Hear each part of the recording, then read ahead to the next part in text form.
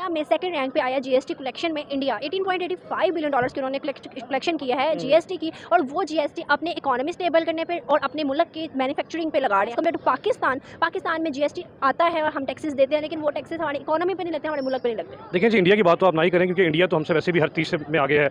At least मुल्क के साथ लॉयल है। उनकी आप डिफेंस देख लें, बहुत पैसा खर्च करते हैं, but top of the notch वो चीज़ें, उनके पास इक्विपमेंट है। अगर हमसे अपना मुल्क नहीं समझ रहा, हमने कश्मीर को अटैच कर लिया, तो वो बेचारे वो भी बड़ा गलत हो जाएगा। हमसे तो बेहतर करेगा बेसिकली। और 1.5 अरब की आबादी है, हमसे 22 करोड़ नहीं समझ रहे हैं यहाँ पे। तो 22 करोड़ से क्या इंडिया हेल्प करेगा? क्या पाकिस्तान इंडिया से मदद लेगा? मेडिसिन का रॉ मटीरियल है वो इंडिया से आ रहा है कि हमें जहाँ से भी बेनिफिट मिलता है हमें लेना चाहिए अपनी इकोनॉमी की बेहतरी के लिए। हाय हेलो नमस्कार, राम राम सभी को। कैसे हो आप सब? आई होप आप सब अच्छे होंगे और मैं भी बहुत अच्छी हूँ। तो गाइस, एक बार फिर से आपका मेरे यूट्यूब चैनल पर दिल से स्वागत है। ढेरों ढेरों बहुत ज्यादा स्वागत है। तो गाइस, एक बार फिर से मैं आप लोगों के लिए काफी अच्छा खासा वीडियो लेकर आई हूँ। काफी जो पाकिस्तान वालों के लिए काफी शॉकिंग है।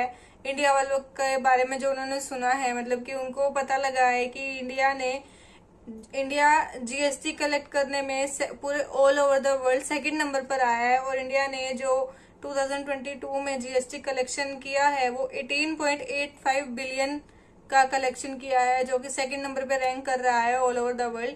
और वो इतना अमाउंट अपनी ही कंट्री में, अपनी कंट्री की चीजों में, अपनी कंट्री की फैसिलिटीज में, मैन्युफैक्चरिंग में और लोगों के लिए लगा रहे हैं।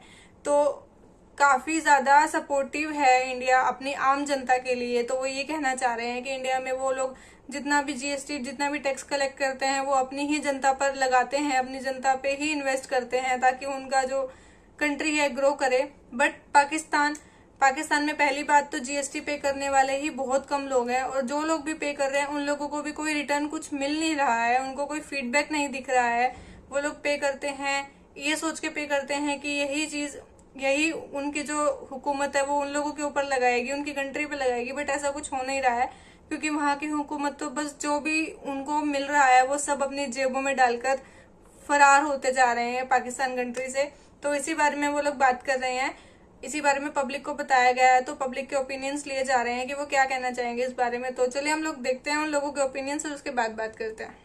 सर, आज का सवाल मेरा आपसे ये है, जीएसटी का आपको पता होगा दुनिया में सेकंड रैंक पे आया जीएसटी कलेक्शन में। इंडिया 18.85 बिलियन डॉलर्स की उन्होंने कलेक्शन किया है जीएसटी की, और वो जीएसटी अपने इकोनॉमी स्टेबल करने पे और अपने मुल्क की मैन्युफैक्चरिंग पे लगा रहे हैं। आपको क्या लगता है इसके बारे में, आप क्या राय रखेंगे कि एज कम्पेयर टू पाकिस्तान में जीएसटी आता है और हम टैक्सेस देते हैं, लेकिन वो टैक्सेस हमारी इकोनॉमी पे नहीं लगते, हमारे मुल्क पे नहीं लगते? देखिए जी, इंडिया की बात तो आप ना ही करें, क्योंकि इंडिया तो हमसे वैसे भी हर चीज़ में आगे है। एटलीस्ट वहाँ भी करप्ट लोग हैं, लेकिन वो एटलीस्ट अपने मुल्क के साथ लॉयल हैं। उनकी आप डिफेंस देख लें, बहुत पैसा खर्च करते हैं, but top of the notch वो चीज़ें, उनके पास इक्विपमेंट है।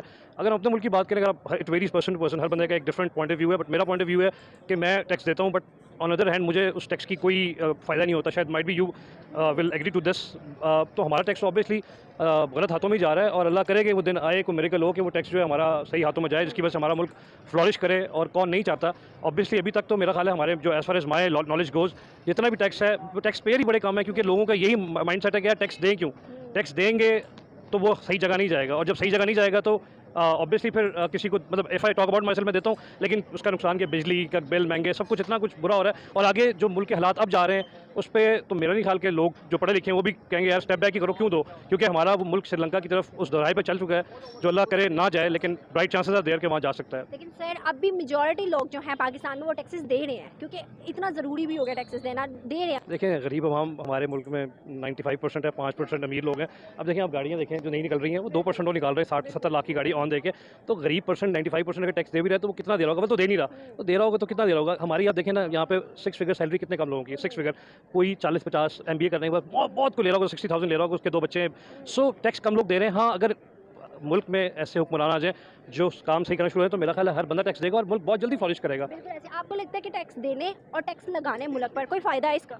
ऑब्वियसली मैं I have been to various countries. Obviously जो मुल्क के लोग टैक्स देते हैं उनको उसके फ़ायदे ही मिलते हैं, जहाँ मेडिकल फ्री होता है, एजुकेशन फ्री होती है, क्वालिटी एजुकेशन फ्री होती है। अभी आप देखें हमारे गवर्नमेंट हॉस्पिटल्स का क्या हाल है। कोई जाना पसंद करेगा? आप बीमार होंगे, आप जाएंगी? Never ever. आप 4 पैसा खर्च करके आप डॉक्टर हॉस्पिटल जाएंगी, नेशनल हॉस्पिटल जाएंगी। So this is how it is. तो ऑब्वियसली टैक्स का एक बहुत बड़ा किरदार है, लेकिन अगर लोग दें और हमारी जो हाई अप्स हैं जो ऊपर बैठे हैं उसका सही इस्तेमाल करें, डेफिनेटली लोग देंगे। मैं तो अपनी बात करूँ तो मैं तो दूंगा, अभी भी दे रहा हूँ, लेकिन बड़ी मुर्दा दिली से दे रहा हूँ कि यार देना नहीं चाहिए, लेकिन दे रहा हूँ। इंडिया में बहुत ज़्यादा, मतलब कि अच्छे हम समझ लें कि डॉक्टर्स हैं और भी बहुत से हॉस्पिटल हॉस्पिटल्स हैं, वहाँ पर लीवर ट्रांसप्लांट भी और बहुत से ऐसे कैंसर के हॉस्पिटल्स भी हैं। अभी आपने रिसेंट एक बच्ची का वाक़या में भी सुना हो जिसकी गर्दन बैंड थी और उसको इलाज जो करने वाला था वो इंडिया का एक डॉक्टर था। आपको क्या लगता है कि इंडिया, अगर हम देखें तो बहुत सी चीज़ों में अच्छे लोग भी हैं और बहुत अच्छे न्यूमेरिकल्स भी होते हैं कि जो हमारे साथ मतलब अच्छा सलूक कर जाते हैं, फिर हम क्यों नहीं इंडिया के साथ ताल्लुकात अच्छे करते हैं? इंडिया के साथ ताल्लुकात हमारे बेहतर उस वक्त नहीं होंगे जब तक जो हमारे हुक्मरान बैठे हैं वो नहीं चाहेंगे। अब जैसे पिछले कुछ हुक्मरान थे मतलब बिफोर हमारे पैदा होने से पहले जो चाहते थे कि वो हो,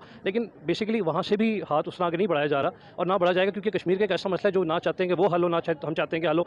और मैं तो कहता हूँ कि कश्मीर हम लेके कुछ बिगाड़ नहीं सकते। तो मेरा ज़ाती ख्याल है, fight talk about my self, एक उनको छोड़ देना चाहिए और हम अपने मुल्क पर कंसंट्रेट करें, हमारा मुल्क जाके रहा है। तो मेरा तो ख्याल है कि शायद मैं अपनी ज़िंदगी की बात करूँ तो मैं तो कश्मीर को आज़ाद होते हुए नहीं देख रहा। इट्स अ वेरी मानो कि एक अजीब सा बयान है, बट मैं तो नहीं देखता। और अगर हमसे अपना मुल्क नहीं समझ रहा, हमने कश्मीर को अटैच कर लिया तो वो बेचारे वो भी बड़ा गलत हो जाएगा। हमारे साइड पे कश्मीर, आपको लगता है हमारी हुकूमत जो है उनको फैसिलिटीज़ दे रही है इस टाइम? मैं कश्मीर की बात तो नहीं करूँगा, मैं बलूचिस्तान की बात करूँगा जो हमारे साथ बिल्कुल अटैच है। उनके जो है वो प्रॉपर्ली हकूक अदा नहीं कर पा रहे। तो इस कश्मीर उससे तो बेहतर है कंपैरेटिवली, अगर हम बलूचिस्तान की बात करें उससे तो बेहतर कश्मीर। हाँ, उनके हम हकूक दे पा रहे हैं, उनका अलग प्राइम मिनिस्टर है, उनको प्रॉपर्ली सारा कुछ वो दिया जाता है, सारे मराद दी जाती है, उनको सारा प्रोटोकॉल है, उनको सारे फंड्स दिए जाते हैं। लेकिन अगर हम उससे देखें जो हमारा वीक एरिया बलूचिस्तान जहाँ BLA वगैरह बनी हुई है, तो वहाँ पर ज़्यादा देखने की ज़रूरत है। अदरवाइज़ कश्मीर तो इज़ गोइंग फाइन। तो आपको लगता है कि सिंध जहाँ पे थर्ड की साइड है, जहाँ पे हिंदू कम्युनिटी ज़्यादा ऑलमोस्ट पाई जाती है, आपने थर्ड शायद में भी देखा हो बहुत ज़्यादा वो अनडिवेलप, आप समझ लें कि बहुत ज़्यादा आप बैकवर्ड एरिया समझ लें वो है। हाँ, तो आपको लगता है कि हमारे हुक्मरानों को उस पर काम नहीं करना चाहिए? ऑब्वियसली करना चाहिए, वो तो मिनॉरिटीज़ हैं, उनका अगर वोट ले लेंगे ये लोग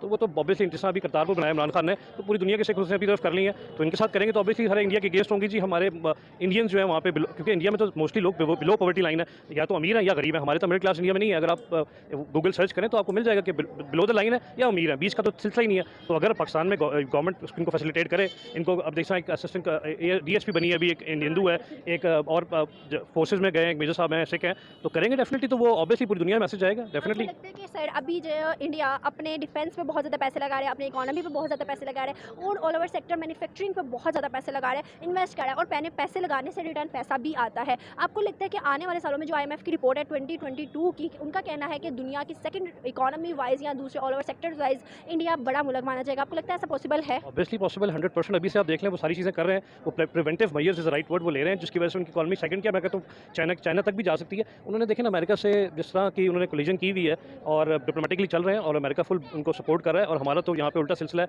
कि हमें वो सैबोटाज कर रहे हैं। तो ऑब्वियसली मेरी नज़र में तो इंडिया फ्लॉरिश करेगा, हमसे तो बेहतर करेगा ऑब्वियसली। और 1.5 अरब की आबादी है, हमसे 22 करोड़ नहीं समझ रहे हैं यहाँ पे, तो 22 करोड़ से ज़्यादा हो गई है। 23-24 भी कर लें तो 1.5 अरब से तो कम ही है ना। तो वो उनके लिए वो संभालना और उसके बाद इकॉनमी को वहाँ लेके जाना, उनका लिटरेसी रेट देखिए हमसे ऊपर है। तो this is how it is. अभी चाइना जो है पूरी कोशिश कर रहा है, ऐसे मिसाइल्स बना रहा है जिससे वो इफेक्ट कर सके इंडिया और USA की इकोनॉमी और उनके मुल्क को। आपको लगता है चाइना इसमें अपना जो रोल कर रहा है प्ले, उसमें कामयाब हो सकता है? ऑब्वियसली चाइना कामयाब होगा, लेकिन मेरा नहीं ख्याल आगे कि हम में इंडिया और USA आपको लगता है छोटा मुल्क है कोई? नहीं, ऑब्वियसली नहीं है, लेकिन चाइना जो है वो इनसे बहुत ज़्यादा तेज़ है इन टर्म्स ऑफ उनका, वो हाइट में छोटे हैं, दिमाग में बहुत तेज़ है। लेकिन आगे जो वॉरफेयर चलेगा वो ये न्यूक्लियर वॉरफेयर नहीं होगा, ये वो जो कहते हैं नेक्स्ट जनरेशन इंटेलिजेंस वॉरफेयर होगा, 5th जनरेशन वॉरफेयर। ये वो चलेगा कि आप इंटरनली मुल्क को वीक करेंगे, एक्सटर्नली आप कर नहीं सकते। नोबडी कैन यूज़ न्यूक्लियर को कोई भी न्यूक्स को कोई भी नहीं कर सकता। तो ये है, आप इंटरनली वीक करेंगे दहशतगर्दी करा के और बेतहाशा चीज़ें हैं जो आपको ही पता है, बीइंग आप जर्नलिस्ट हैं तो आपको पता होगा, अदरवाइज और तो कुछ भी नहीं कर सकते। बहुत अच्छा लगा, thank you so much sir. क्या नाम है आपका? जी मोहम्मद अमीन जजुआ। सर क्या करते हैं? टैक्स प्रोफेशनल हूँ। बिल्कुल सही। अच्छा सर, आज का सवाल भी मेरा टैक्सेस पे है। GST का आपको पता होगा अभी इंडिया दूसरे रैंक पे आया है दुनिया में GST कलेक्शन में। $18.85 बिलियन का उन्होंने GST कलेक्ट किया अपने वाम से। उसके बाद वो अपनी इकोनॉमी, अपने रिजर्व और अपनी जो है मैन्युफैक्चरिंग चीज़ों पर लगा दिया। आपको लगता है कि पाकिस्तान है, इसका मेरू देखें तो पाकिस्तान में भी GST आता है, बहुत हद तक आता है, लेकिन वो जो आता है वो भी हमारी इकोनॉमी और चीज़ों पर नहीं लगता? बिस्मिल्लाहिर्रहमानिर्रहीम। अब बात ऐसे है कि GST के वाले से आप पूछना चाह रही है कि GST का हुकूमत का जो मकसद होता है, टैक्सेस जो भी कलेक्ट करते हैं, उसका मकसद तो यही होता है कि वो सारा टैक्स कलेक्ट करके हुकूमत अपने नेटवर्क में यूज़ करे, जहाँ पे प्रोडक्टिव काम हो सके, जहाँ पे इंडस्ट्री को प्रमोट किया जाए, आवाम को सहूलियात दी जाए, बिजनेसमैन जो है उनको सहूलतें दी जाए ताकि वो अपने बिज़नेस को ज़्यादा से ज़्यादा प्रमोट कर सकें। लेकिन प्रैक्टिकली जो है ना, वो एक तो सब लोग सेल टैक्स देने के लिए तैयार नहीं होते और दूसरा कुछ देते भी हैं, तो जब वो देखते हैं कि उसका सही यूटिलाइज़ नहीं हो रहा तो वो भी फिर कहते हैं कि फ़ायदा ही कोई नहीं हमें देने का, सारे तो ये हुक्मरान जो है वो अपनी अयाशियों में खर्च कर जाते हैं। तो इसलिए टैक्स की कलेक्शन जो है ना वो फिर कम होती है, ये एक बड़ी रीज़न है। सर आपको लगता है जो टैक्स अगर दिया जाता है आवाम की तरफ से हुकूमत को, या जो आवाम देती है अपना टैक्स, उस टैक्स को देने का कोई बेनिफिट है और आगे उसकी इकोनॉमी पर लगने का कोई बेनिफिट है?